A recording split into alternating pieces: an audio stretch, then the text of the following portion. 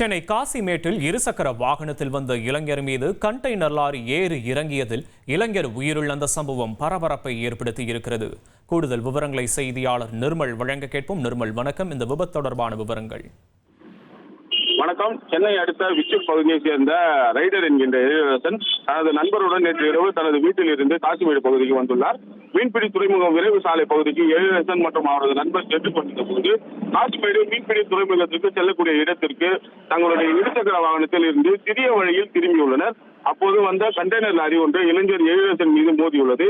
எழிலரசன் கீழே விழவே அவர் மீது கண்டெய்னர் லாரியின் பின்பக்க டயர் ஏறி இறங்கியதில் எழிலரசன் தலை நசுங்கி சம்பவ இடத்திலேயே பரிதாபமாக உயிரிழந்திருக்கிறார்.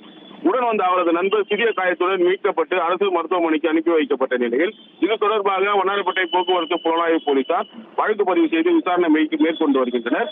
இந்த நிலையில் இளைஞரின் தலை மீது லாரி ஏறி இறங்கும் பதபதைக்கு வைக்கும் சிசிடிவி காட்சிகள் தற்போது வெளியாகி அதிர்ச்சியை ஏற்படுத்தியுள்ளது. உங்களுடைய விவரங்களுக்கு நன்றி நிர்மல். உங்கள் தந்திவன் தொலைக்காட்சியில் கருடா தினமும் காலை 6 மணிக்கு காண தவறாதீர்கள்.